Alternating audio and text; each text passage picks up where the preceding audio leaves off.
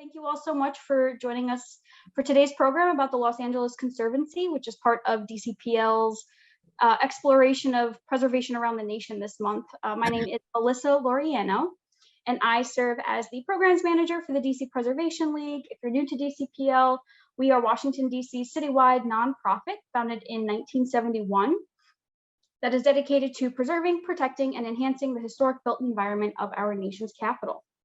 I'd first like to take a moment to acknowledge some of DCPL's top sponsors whose annual financial support helps underwrite programs like this one today. The DC Commission on the Arts and Humanities, QTech Rock, Douglas Development Corporation, Antunovich Associates, Atlantic Refinishing and Restoration, Robert Benson Photography, Fire Blinder Bell, Building Innovation Hub, Eden's, EHT Traceries, KCE Structural Engineers, Quinn Evans, and David Schwartz Architects. So thank you all so much for your dedication to preservation. So with that, I am so pleased to introduce you all to today's speaker. Linda Dishman is President and CEO of the Los Angeles Conservancy, a nonprofit membership organization that works through education and advocacy to recognize, preserve, and revitalize the historic architectural and cultural resources of Los Angeles County.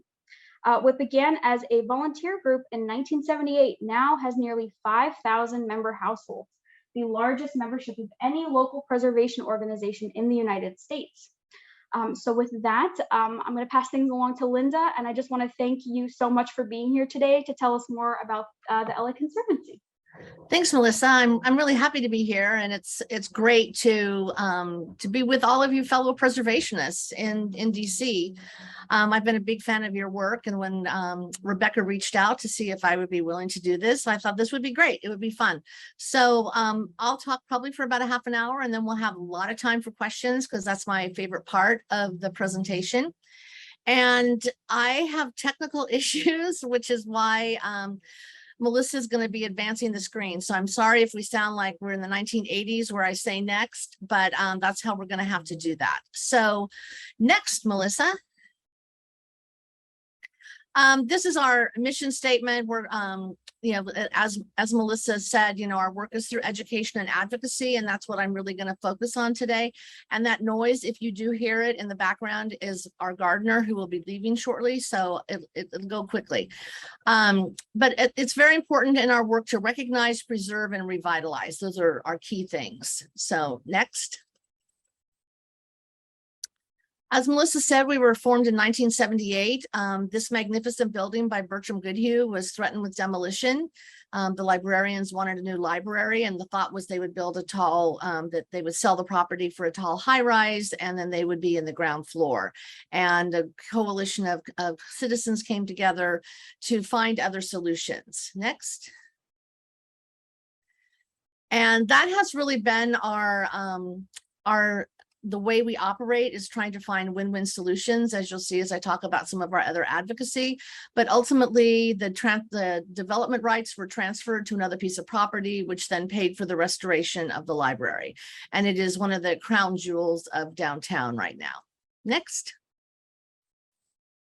So our advocacy programs take a wide variety of components. We have our preservation strategies for very specific issues. We do a lot of technical assistance.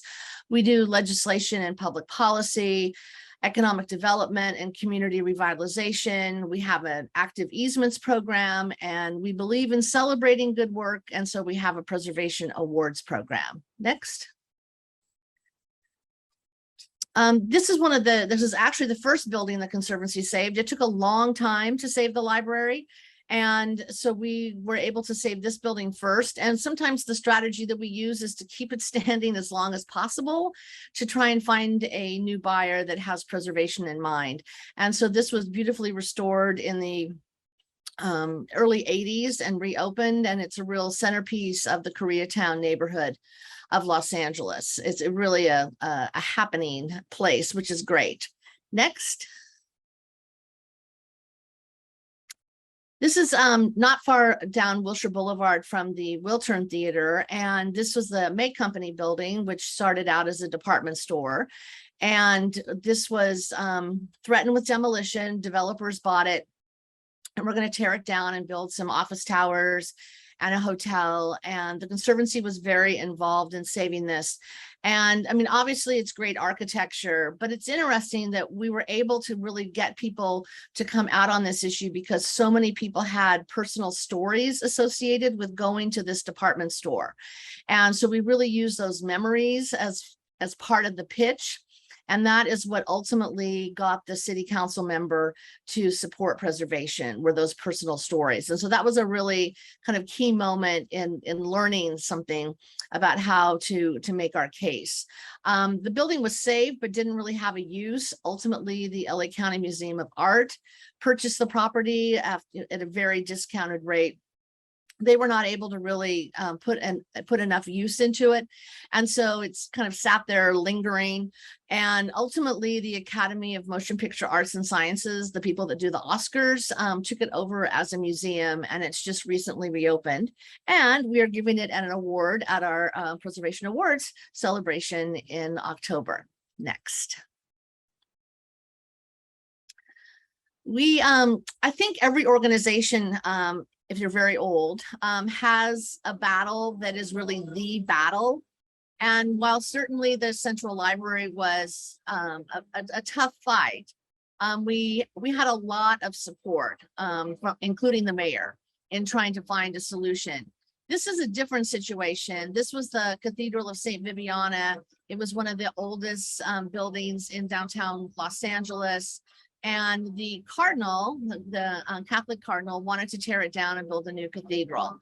And he was an admirable opponent, and he had the mayor on his side, who was Catholic, and it was a big battle. So basically, it was the Conservancy against all of downtown, including the Los Angeles Times, which is located 2 blocks away. They felt that their real estate values were going to go down if this new cathedral didn't go in. So we did 2 lawsuits to stop the demolition. This is them actually taking the lantern off of the top of the tower. And it was really hard. And the summer of 1996, we were in the paper, the LA Times, every single day, except for one day, for the entire 3 months of summer. So you can see how, you know, that kind of pounding pressure. And it wasn't until mid-July that we started actually being mentioned before the jump in the newspaper article. But our board really hung together, and ultimately the cathedral was built somewhere else downtown. And the cardinal, sort of the ultimate end of the story, has told people, he hasn't told us, but he's told people that it was divine intervention that we fought to save the building, because then he got a better location for his new cathedral. So that was nice. Next. We also do a lot of work with modern buildings. Los Angeles, most of it was built after World War II. And so we have a lot of mid-mod buildings. And so we had a volunteer group for many, many years. It started as the 50s Task Force. It became ModCom. And they did a lot of education and tours to really convince people that these buildings were significant and they were worthy of preservation. But we've had a lot of success in working with modern buildings, not complete success, but we've had a lot of success. And the Modern Committee had fun. So you can see they're dressed up. The hat that the person's wearing there is actually modeled after this Van de Kamp's Bakery, which was sort of a Dutch kind of watermill. So next. Another one of our modern buildings that we saved was the world's oldest McDonald's. This was the 3rd McDonald's that was ever built, the oldest one existing. And it had a long history with McDonald's. It was the 3rd one. So it predated Ray Kroc and his marketing fees that every franchise operator needed to pay. And so there was not a lot of love coming from corporate McDonald's. And so they wanted to tear it down. And we got this listed on the 11 most endangered and got a lot of publicity. The Today Show came and filmed that one morning there. starting out kind of tongue in cheek. Can you imagine trying to save a hamburger stand only in California? But it turned out that one of the reporters had actually gone to a McDonald's that looked just like this one in his hometown. And so he kind of turned the story around into one of maybe this should be saved. So it was a big fight. As always, there's something that turns the tide toward preservation. And in this case, it was the vice president of the region who was against preservation, was found that he was embezzling from McDonald's. And so he was ushered out of the building. And the new person that took his place actually started his career in McDonald's, in a McDonald's that looked just like this one. And so he actually was very interested in saving it. And so at the opening of this McDonald's, they had a big dinner and we were all invited, which was very nice, black tie. And they had all of these people come out in their service attire with these big domes. And then they came to each person and took the dome off. And in there was a hamburger, fries, and milkshake for each person. So they made a big deal out of this. And it's still a very popular tourist attraction. From LA, it's on the way to Disneyland and Knott's Berry Farm. So it gets a lot of business, which is great. Next. We have a lot of historic districts. We call them HBOZs here. So we have 35 right now, and there's currently a stop on any new historic districts, mainly because of staffing issues. But we have many, many wonderful neighborhoods that are a surprise to people that don't know Los Angeles very well. Next.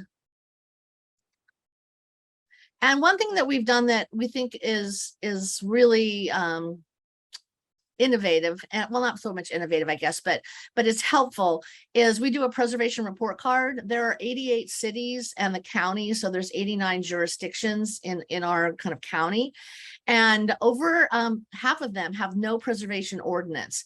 So in about 20 years ago, we launched this report card to keep track of what's happening in each of the counties. And we are slowly, and I say slowly, very slowly, making improvement. But we update it every 5 years. And we usually get, 1 to 3 or so improvements each time we do it. But it's very slow work.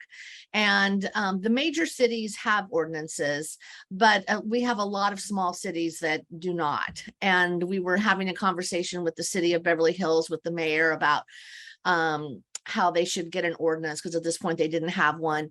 And we said, even Las Vegas has an ordinance. And he turned to me and he said, we are not Las Vegas. But ultimately, the city of Beverly Hills did get an ordinance, and it's not a great one, but they do have an ordinance. Next. We have a great historic theater district downtown. We have the largest historic theater district on the National Register of Historic Places, with 12 theaters along Broadway in our downtown.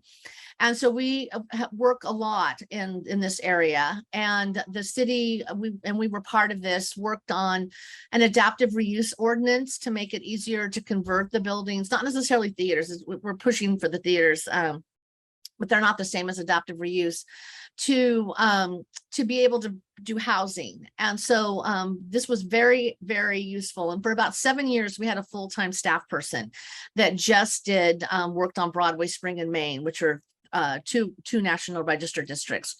And we got facade grants. We were able to get an SBA grant to give grants on the street. We did a lot of small business workshops, and we're still seeing the fruits of that work, because it's very slow. Only 3 of the theaters have actually been restored, although some of them have been fixed up and they're quite serviceable. Next. Here's a little more on the Broadway initiative. Between 1999 and 2019, over 12,000 units of housing were created in historic buildings in downtown. So we're really excited about that. And you can see it says that we have a film series here. This is the Orpheum Theater. That was the first theater that was restored on Broadway. So Broadway's changing. COVID hit downtown really hard. There's a large homeless population, but I think that there's a lot of strength in Broadway, and it will be coming back faster. Next. In 2019, actually 2020, we launched an effort to do a study to really look at what are the impacts of preservation. How does preservation make our city better? And so we hired Place Economics out of Washington, D.C. And they did a study that looked at a lot of different things, because we were trying to be as comprehensive as possible. And so one of the things we found out that is a great statistic is that only 6.2% of the total parcels in LA are historic. So we have a huge housing deficit in California. There's a lot of effort to build more housing, particularly affordable housing. And we're always being, pitted against housing or preservation. And so that we use this statistic a lot, because that means there's, 93% of the rest of the city to build housing. And it doesn't just have to be in the historic districts. And we haven't gotten complete buy-in on that, but it's a good number, and we have done a survey, so we actually know for the most part how many historic resources we have. We believe we will continue to add more historic resources, or at least define them as we look at culture, as well as historic and architectural. But so we use the number less than 7%, because I think that's a very strong number. But it is interesting in talking to people, it sort of takes the argument out when you think like, oh, you are really a small part of the city. Which is good. They also looked very specifically at the HPOZs, our historic district, to look at affordable housing. And we have some great statistics on that to, foster neighborhood stability, and that the areas are more racially and economically diverse than LA as a whole. And that's a really important one, because I'm assuming this is probably true in DC, but I don't know. It's definitely true in LA.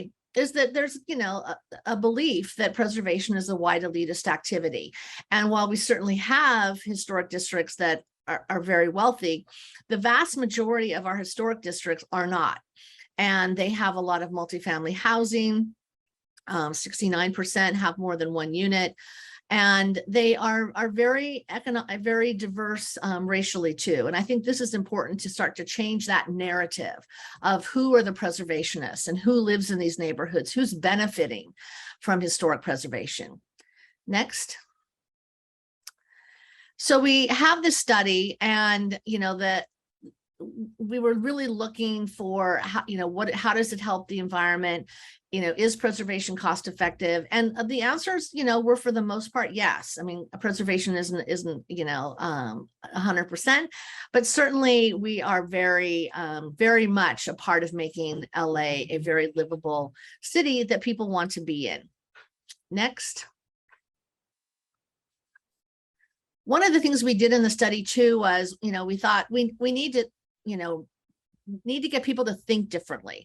And so it's not just about how do we put housing in historic districts or near historic districts, but what else is there out there? And so we kind of like get a bright shiny object for people to distract them from historic buildings.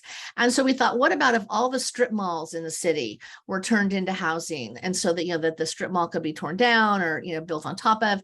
And so we have, surprise, surprise, 675 strip malls in the city of Los Angeles.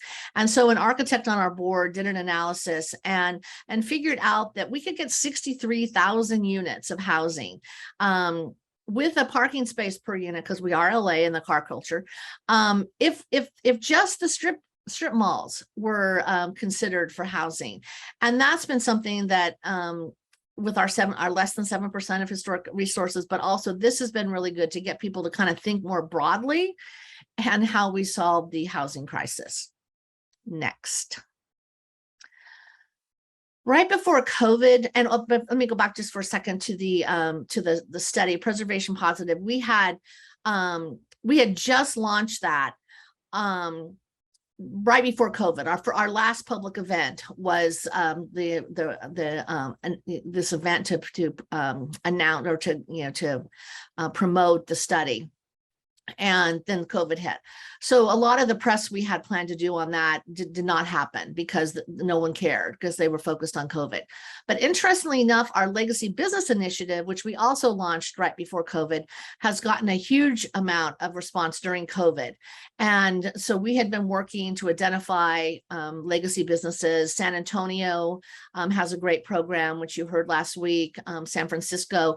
And so we were really looking at these different ones, and through social media, which we really amped up during COVID, we had a huge response to these businesses, and it was really warm and comforting for a lot of people to see their favorite legacy business where they get their ice cream at Mashi Malone's, the bakery at Aguila, to really feel like these were their connection points. And part of this that we thought was so important was making sure that these places stay in business, because a lot of these small businesses had a really hard time, particularly in the shutdown period of COVID. And so, we really promoted them, saying, get takeout, still get your dry cleaning done, even if you're not going to work. I mean, this is not just restaurants, it's a wide range of businesses.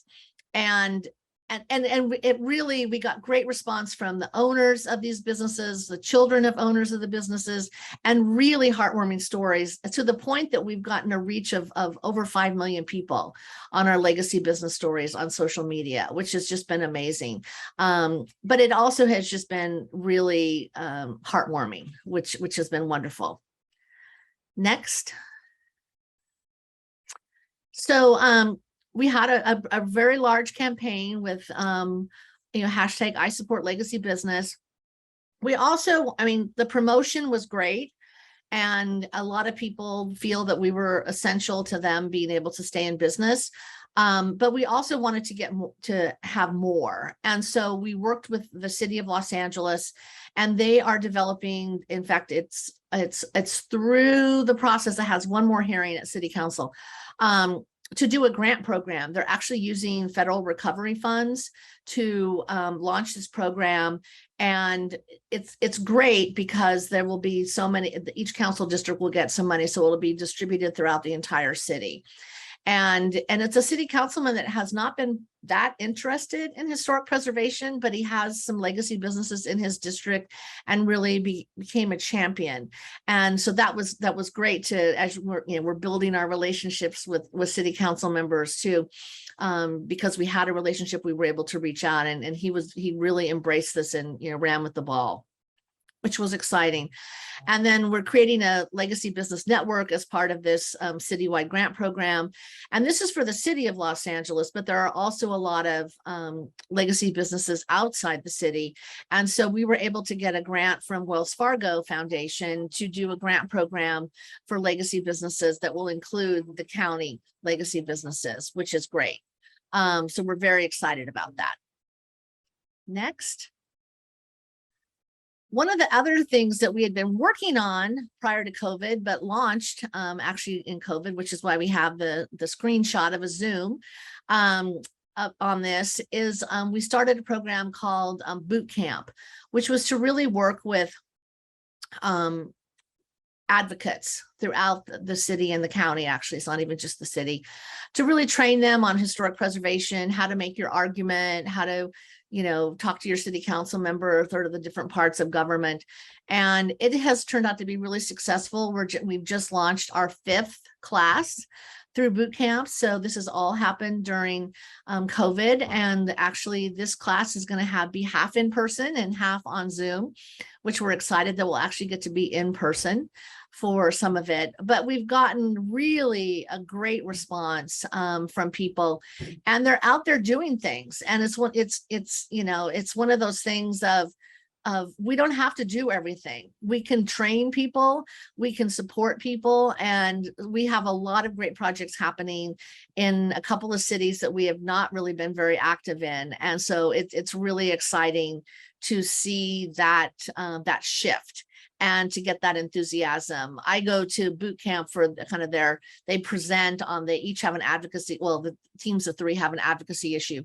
And it's really interesting to hear how they frame the debate, kind of, what they're looking at, and they come up with really great ideas, and there's just a lot of enthusiasm for preservation, and that's exciting. It's really great to see new people coming into preservation. Next. As we talk about these different things, we have been working pretty consistently for the last 10 years in really expanding buildings and resources that we're looking at saving, and trying to tell more stories. We've definitely amped this up since the murder of George Floyd, but prior to that, we had been working on a National Register nomination for the Chicano moratorium, and that were 3 marches that took place between 1969 and 1971 to really protest the large percentage of Mexican Americans who were killed in the Vietnam War, as well as other civil rights issues, including equal schools. And these were big and really had an impact, particularly in how people perceived the Vietnam War.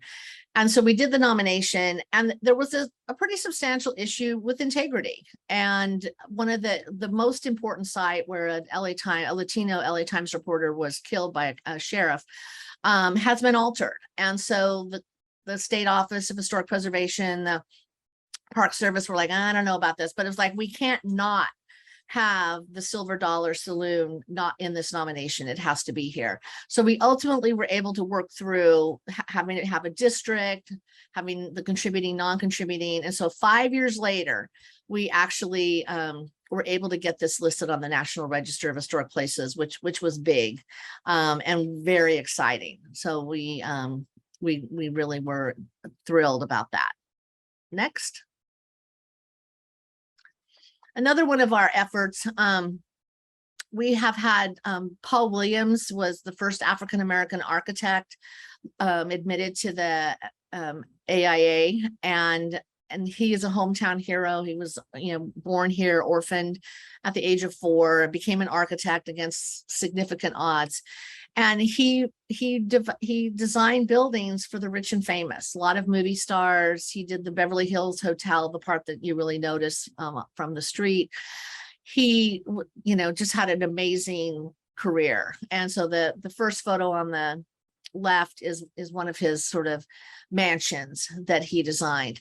The house on the right is where Paul Williams and his family lived for 30 years. And this is a craftsman bungalow that he did not design. They bought it when he won a design competition, and his wife really wanted their own house. And so they bought this, lived there for 30 years because they couldn't live in the neighborhoods that Paul Williams was designing his homes. And so this building came up for sale.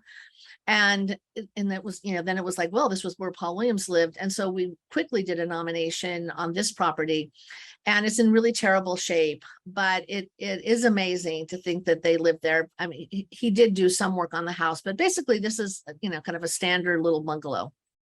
And it was designated a historic cultural monument. And we're now helping the realtor trying to find a buyer that is sensitive to this. But part of this is we've worked at saving a lot of the big houses of Paul Williams, and then they are threatened because they're big houses on huge estates. And so people want to build a much larger house. So we've spent time doing that. And when this came up, we felt we really needed to spend, significant time making sure that this house got preserved to really tell his story. Next. So education, we have the advocacy, and the reason we started out so significantly with education is that when the Conservancy was founded in 1978, not everybody believed we had a lot of historic resources. And so, people have to know we have historic resources to then want to save them. So a large part of our education work is getting people out into the street and to see these resources. So we've got walking tours, we have a film series, we've got special tours and lectures, we've got student and family programs, we partner with cultural institutions and heritage organizations. And then we did this big program called Curating the City that we continue to do. So next. Our walking tour program launched in 1979 with the title of Would You Believe Downtown Los Angeles? And we still do 7 regular walking tours. Before COVID, we did about 10,000 people a year on these walking tours, which was great. And it's wonderful to see people on a tour walking through the streets and know that that's our docent out there leading these tours. The volunteers run do the tours as docents. We have 2 people that manage the program, but it's great. And during COVID, we did virtual tours to sort of still provide some ability for people to learn and experience LA. But now we're going back in person. Next. Our special tours, we showcase a neighborhood, an architectural style. Our next tour is going to be Westwood Village and Tehrangeles, which is kind of the center of Persian culture for Los Angeles, which we've never really focused on before, and we're very excited about. We've done a variety of places: Koreatown, the Fashion District, Arts District. Sometimes we go to areas that are undergoing a lot of change. It just kind of depends on what we want to feature and focus. Next. We do panel discussions and try and get people talking about preservation, which is very important. Next. And our film series, Last Remaining Seat. So we've got these 12 theaters downtown, and 37 years ago, we had a volunteer committee that was looking at finding ways to revitalize these theaters. And so they said, we need to get more people in the theaters. And so maybe we should do a slideshow. And then someone said, brilliantly, why don't we show a film? And so the idea is we do classic films in historic theaters, and it started out on Broadway, and we're still mostly on Broadway. This year we did one movie off of Broadway, and we have done that for a while. But the goal really is to get people into these theaters, and it's now become a real an event that people look forward to.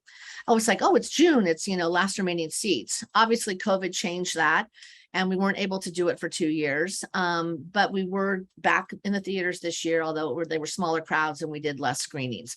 But it is really exciting, and that's part of getting people in and actually touching a historic building, or walking into a movie theater that that the architect said the show starts at the sidewalk. So there's the sidewalks are all terrazzo, just with different designs and everything. So this film series is a big part of our activity in the Broadway district, but also in downtown.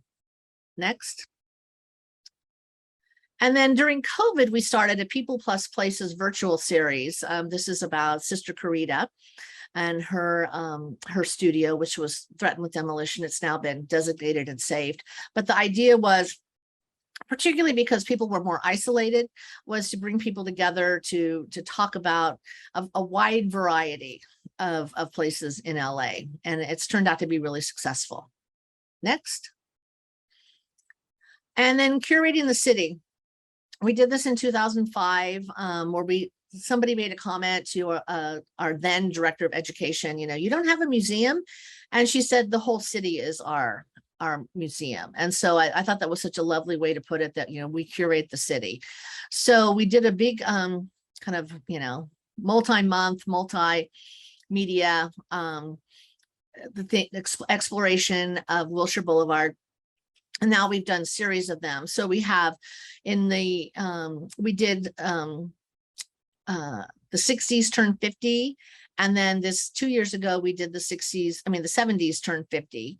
But we do, as you see here, it's rolling through the 70s because we are doing things that not everybody understands, like why they're significant. The 70s were much harder than the 60s, quite honestly. We had a playlist. So as you're doing the driving tour, this was during COVID, so we had to be very careful. People could listen to music and really get into the mood, and that is very important. And so we've had great luck in bringing new people into preservation by reaching out beyond kind of traditional borders. And next, and I know there's questions, and I'm going to do it all at once. And so it's not that I don't see that you're popping up. Thanks. And we are very dedicated to our student programs. And so here we have a student program walking through, this is Broadway. And we both do actual field trips to downtown and sometimes around in different neighborhoods where schools are located or after school programs. We did a lot of virtual tours during COVID, and it was really interesting because teachers were desperate for content during the online portion of school. And so the number of our virtual programs just skyrocketed, which was really great. And it was fun just to see how the kids reacted to learning about places in their neighborhood, which we could do easier on virtual than we could necessarily creating a whole new tour in around a school. Next. And we also started this during COVID, was doing educational resources for young people. So this is a list of books that have some component of preservation or, sense of place in them. And we've gotten a good response for that. So we have our annual book list, and we also have summer camp videos, which we've been excited about. So COVID gave us the ability to try some things that we wouldn't have probably had the opportunity, the time to do. And so it's been fun to kind of see how people respond to that. Next. And social media, I talked a little bit about that. We were in the process of our strategic planning process when COVID hit. And one of the things that came out of it was we wanted to do more social media, really amp up our social media, and what a great opportunity COVID was for us to do that. And so we really switched our staffing and communications to be able to do that. So we are currently, at 41,000 on Instagram and 37 on Facebook and 16,000 at Twitter. So we'd love to have you join us on social media too, and follow us. So I think I have got one more slide. Yeah, so stay connected. And now we can go to questions. I'm looking forward to that part. Well, thank you so much, Linda. This is just an incredible amount of work that you all are doing over in LA, and it's really amazing to hear, and see all these places that you've saved over the years. So yeah, let's see the chat. Let's see what questions we have.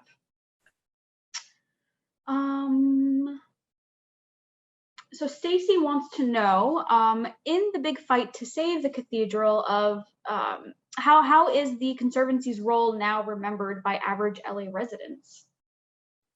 It's interesting. The longer the time goes, the less people know we were involved. Mm. And that's true with the library, that's true with other buildings we've saved. It's funny because we have a good relationship with the developer who ultimately bought the cathedral, and then the people that came in and built a restaurant. So there's a restaurant where the rectory was. And so there was an event there that the National Trust had done, and I was there.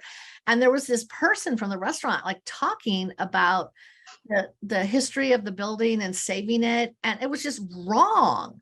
And they mentioned us. So I guess it was nice to be mentioned, but it was just wrong. And so I reached out to the restaurant owner and I said, I'm happy to do a presentation for your staff that, talks about the history. And so we've talked about it, and, COVID hit and we didn't do it. But it's interesting because the big thing now in, I don't know if a big thing, but is immersive entertainment. And so we have a couple of different places, a theater, and then Viviana is looking, they've done immersive theater, so but tied to food because it's tied to this restaurant. And so I've met with 3 different people that are pitching them on immersive theater, and they all want to know the history. So it may be that comes to happen, which would be great. But I do think that as preservationists, that's something that we have to work at, is to tell people that this building was threatened, and and we saved it. Not so much it's all about us, but it's about the fact that buildings are threatened and people come together and save them. And 2 of the buildings we're giving awards to this year, the May Company building, the Academy, that you saw, that was a huge preservation fight. The Academy doesn't mention that at all. And I've called them because I know the director, and it's just oh yeah, I'll have my communications person do that. They did their application for the awards, for our awards program, did not mention the building was threatened with demolition. So I do think that there is more work for us to do, because if people don't realize that buildings have been saved, when one is threatened, they won't know, oh, I guess we'll just have to let it go. But it's no, if we all stand together, we can save that building. Yeah, that's a really great point. We see the same issue over here with ourselves. And yeah, just to echo that, yeah, like letting the community know, like the community has saved stuff before and you guys still have the ability to do so now, and like you can, I think is a really great like kind of lesson too from this. So absolutely. Nancy wants to know, are all of the buildings slash sites that you seek to preserve located in HPOZs, or have you also tried to preserve individual buildings that aren't in an HPOZ? Yeah, we do a lot of work outside the HPOZs, and the HPOZs are the most efficient way to save buildings because you designate a lot at one time. But yeah, there are a lot of individual buildings that we've been involved with, a lot. So yes. Are there any buildings whose preservation was sparked or helped by its appearance in a popular film or TV show? It's interesting that if you go to if you can look at the statistics on our website, our website, the most visited building is the Ennis House. It's INNES, not the Frank Lloyd Wright ENNIS. And it is from and now I can't remember the name of the TV show. But it is, maybe Lizette will put it in there. Lizette on our staff is here helping me. I can't remember the name of the show, but it is huge. And then Fast and Furious was filmed in one of the scenes was filmed in Angelino Heights, and they're filming their 10th version of the movie. And there was a protest actually by residents in the neighborhood because they don't want all the Fast and Furious people coming to their neighborhood anymore. So it's it's a plus and a minus. The film industry has been amazing at keeping buildings alive, because the property owners get income from that. I mean, the Herald Examiner building, which is another one we're giving an award to this year, was kept active because they did all these filming locations in there. So they had the drug den, and they had a hospital, they had all this different stuff in this huge building, and so there was filming happening 90% of the time there, which was great. Yeah, that is great. And that's a good point about the Ennis House, because somebody wanted to know if you would be able to kind of talk more about the Conservancy's involvement in like saving that or any sort of other stuff about it. Sure. The Ennis House was owned by a nonprofit, and there was a lot of earthquake damage in Northwood earthquake. They got a grant, and the nonprofit just didn't have the skills to be able to really carry off a multi-million-dollar project. So there was a lot of rain here, and so the wall started like sliding down the hillside. So something had to be done. So the National Trust, the Frank Lloyd Wright Building Conservancy, and the LA Conservancy joined together and basically took over the board. It was a friendly coup. And so we spent the next 3 to 4 years finishing the project. We had to get a loan because there wasn't enough money to finish the project. And ultimately the property was sold and is in private hands now. And while it was really sad to lose it from, the ability to have public access, the Conservancy does have an easement on it. It's in a hillside neighborhood, and there had been a history of filming on the site and having too many parties and all of that. And the neighbors were not going to allow any of that use. So it could only be opened in very small occasions. So I think in this situation, it was the right answer. Yeah. Here's a big question, a good question, a big question. So this is to both DCPL and the LA Conservancy, but what are the biggest challenges or obstacles to historic preservation, and how do they compare to the challenges, I guess, to one another, like over here and over there? Well, now I will probably betray that I don't know all of your challenges. That's fine, because I have the same here. So well, I learned more today, but yeah. I will guess that housing is an issue in DC. Yes. And creating more density for housing. It's huge in California. And we have our state legislature now trying to legislate how cities do this, and they're taking away cities' rights to like protect buildings and things. But I think that we need to be looking for answers Mhm. as preservationists and be part of the solution. And so that was one of the reasons we did the preservation positive, was to see what are we doing right, and then how can we be, part of the future. And so that is something that we're really looking at, is, where's the win-win? How do we find that little magic moment where we can increase the density in this neighborhood, but still, have the historic character be dominant. And I think that's hard. I think that it's very hard. When we were fighting on Viviana, downtown was sort of, at a turning point, and there were like 3 editorials in the LA Times saying that the LA Conservancy was going to destroy downtown and the revitalization. And it was just like, first of all, thank you for thinking we're so powerful. And but also it's just, nobody is that big and strong, and Mhm. that it's a lot of different people. So I think that we're often portrayed as the boogeyman, and I think that's true across the country. But it's just not true. And so that's why we just have to keep working to build those relationships and make the persuasive arguments. Yeah, absolutely.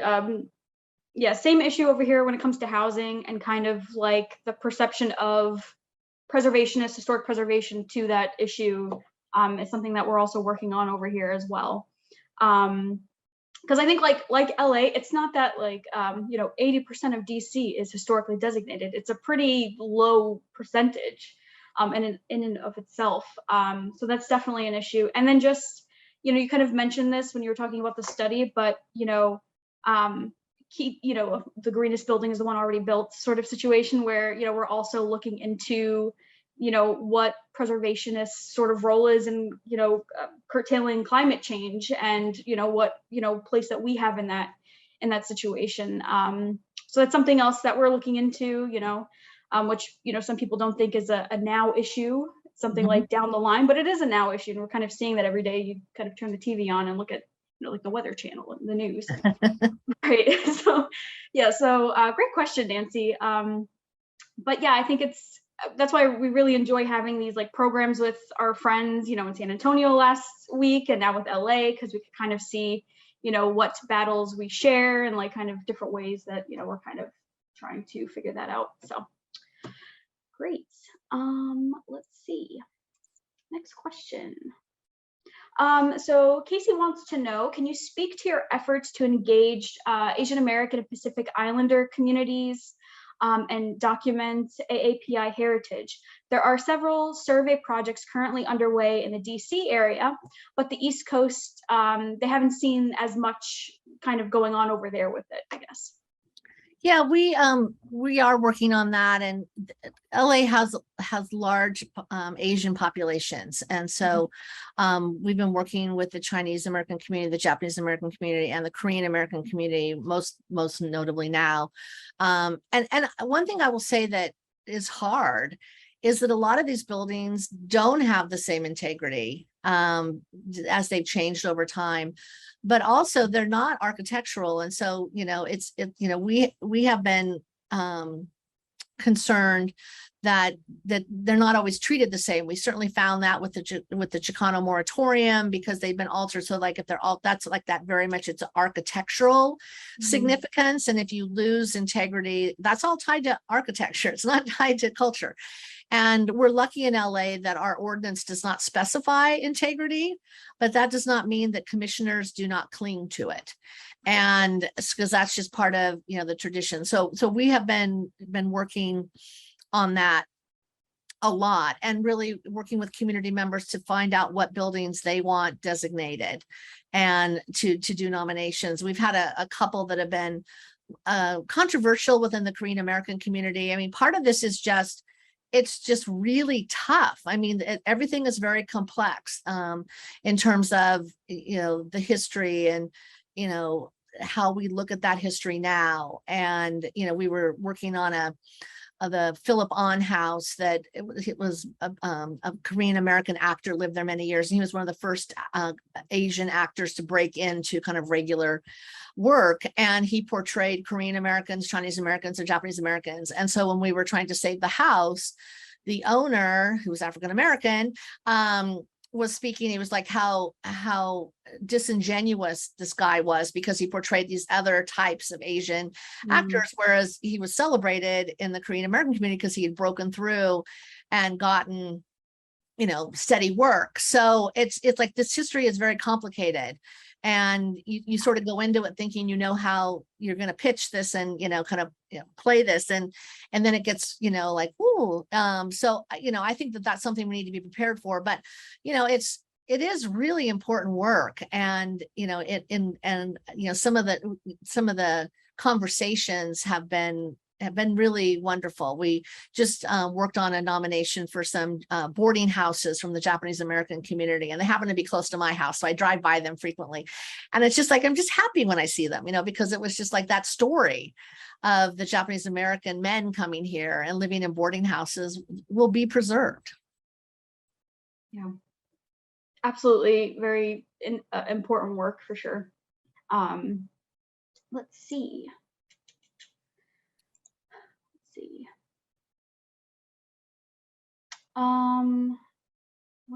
Okay. Wright's Freeman House is declining into disrepair, right? What hope is there for preserving it?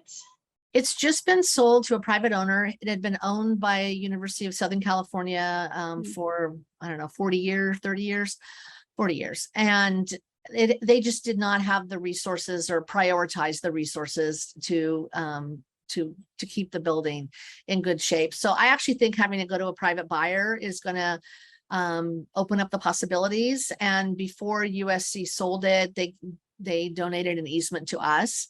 So we will be involved in the restoration process with the city because it's also a designated building. Oh, that's great. Stacy wants to know. Oh, yep, I can stop the screen share. If that's okay with Linda, I can stop that. Thanks, Stacy. I'm assuming you've all signed up for social media at this point. So yes, it was there. So you guys should have followed them. Okay, let's see. Answer live. Okay. Oh, here's one. Here's a good question. How do you confront the legacies of urban renewal? That's a big question. Well, we celebrate it because it's now historic.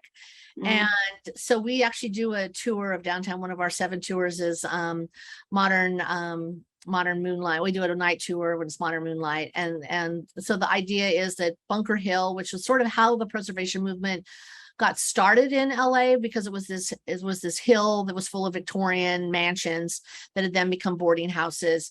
And it was in terrible shape, fabulous architecture, but in terrible shape. And some would view it as a slum area, was all torn down. And that's where kind of our civic center is, and a lot of high rises. And the interesting thing, and not that I'm saying this is good or bad, but just sort of, where we are, is that by having all of the new development go to Bunker Hill, it did not have any more threats in the historic downtown. So we lost one portion of downtown, but a lot was left just to linger. And that's where we do a lot of our work now. So we do the tour, and it's interesting because a lot of these buildings are not real lovable. I mean, when we're looking at the 70s, it's interesting because we kind of have people like rate the buildings, more interactive tours. And so it's like, 1 to 10, and, and people kind of start out like 2, but then as they learn more about why the architecture looks that way, and, what does it mean that it's not easy to get into this building? And you start talking about kind of the fortress mentality in cities in the 70s and, everything, people's minds begin to change. And so, I think that that's important. Obviously, if we still had Bunker Hill, that would be fantastic. But, we try and kind of figure out, this is what we have, and how do we talk about that? Yeah, absolutely. Because it's still part of the history. So kind of understanding that is important. Yeah.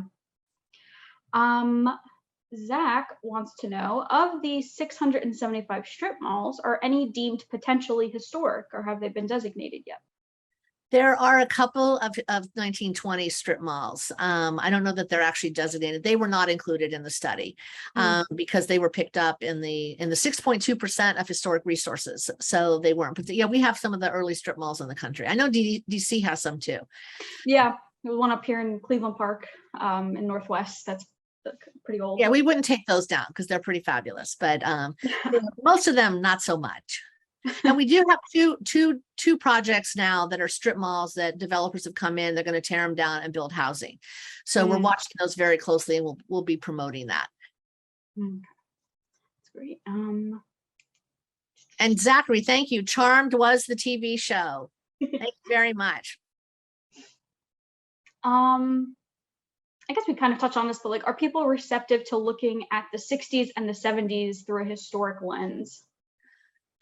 I think it's getting better as there's more distance. And so when we decided to launch the 60s Turn 50, we had 3 preservation issues. We had 3 60s buildings that were threatened with demolition, and they were going to the Cultural Heritage Commission, and the commission was like, And so we were like, man, we have to do some education.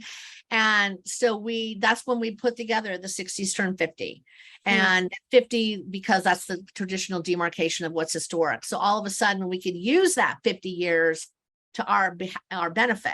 Yeah. And so, and we started with a big panel, and a member of the Cultural Heritage Commission came up to me at the end of the panel. He said, "You did this for us, didn't you?" And I was like, "Yes, we have 250 people here, but it was really for you." Because we wanted them to get it. And of those 3 buildings, we only saved 1. So, I mean, these buildings were threatened. And so this was very specific to generating support for this. What's interesting is we had a lot of really good 60s buildings. There was a huge growth period in Los Angeles, but really good architects, and 70s was a less prosperous time. And so we just didn't have the same amount of buildings, and they weren't as interesting. And so there's a lot, and in our 70s, you believe me, there's plenty. But it was interesting in trying to put this together to think like, wow, this decade is different from the last one. Let's see. Can you talk about LA's commercial to residential conversions program, which DC has started to discuss as an option to gain more housing? Yeah, this was something that really turned the tides, I think, in Los Angeles. I mentioned Bunker Hill, so we've got all the new offices up there. Down the hill, we have the historic core, and there were just a lot of empty buildings on the upper floors. There had been some legislation passed at the city about things you had to do for upper floors to have them occupied. And so these owners just abandoned the upper floors. And so the idea was to make it easier to convert these spaces to residential. And a lot of them converted really well. So when the adaptive reuse ordinance was passed, that's when we launched our Broadway initiative. And we actually brought developers in from other cities, and that it was so interesting because bringing in we brought in a developer from Soho in Miami, and we brought in somebody from New Orleans, and some San Francisco, and all of a sudden the property owners were like, well, if somebody from New York thinks we have some, maybe we should look at our buildings. And so whatever you can get to get people to change their minds. But so we had this. And so one of the things we did very early, like in the first year, was we brought together an architecture firm and an engineering firm who did this all pro bono. They went out and evaluated all the buildings. So which were the easy ones to convert to housing? Because you kind of wanted them to be easy to begin with, so people had confidence, and the building and safety department at the city had some confidence. And so the easy ones are all done. And so now we still have them going through, but they're not quite as easy. And that's either from kind of interior windows perspective. Some of them now are really deep and long, don't have as many windows. So it's just it's been a really interesting process. And I love it because there's just a wide variety of people that live downtown. There's one that's the Pacific Electric building, and a lot of people moved in, and I have done my fair share of eBay looking and of memorabilia for LA and stuff. And I learned from somebody that people in the Pacific Electric were bidding against each other for postcards of the building and tickets and different things. And I think that for people to be that excited about where they live, that's a really good thing for downtown. Yeah. And so it really it was great, and that continues. I mean, you know, there's the housing is still a good market downtown. It's amazing. And it's you can just Google it. It's the adaptive reuse ordinance, and it's very. I'm sure there are some tweaks for DC that you would need to do because ours is very specific to LA, and a lot of it has to do with seismic. So, yeah, not your concerns. Right. Yeah. Well, we had that earthquake like almost 10 years ago. Yeah, that's true. That was a little, but yeah, not to the extent of you guys. But great. Well, I don't think we have any other questions. Is there anything else that you'd like to plug? You know, especially I think, you know, digital resources, or, you know, you guys are on YouTube, right? That maybe people can go there afterwards and check out all the stuff that you talked about today, I think. Yeah, and just go to our website. There's a lot there, and you know, it's yeah, there's just we're different from DC, but I mean, I've gotten inspiration from so many other cities, you know, DC included, and so when I talk to people, and so, you know, hopefully you'll come and you'll find some idea that you think will work in, you know, your neighborhood or city. So, I mean, we're all into this together. I mean, we're all trying to save buildings, and that's why it was fun to come here today. And you guys had great questions. Thank you so much. Yeah, and thank you so much to, you know, our audience again, yeah, for your great questions and for being here today. And thank you, Linda, and to the LA Conservancy for joining us today. It was wonderful to learn more about your organization, and yeah, and get inspired by the work that you all are doing. So thank you so much. And thank you for doing the slides, and Lizette for being here on our staff, Lizette Chavarella, with my little technical difficulties. So it happens, but it was a great program. Thank you so much.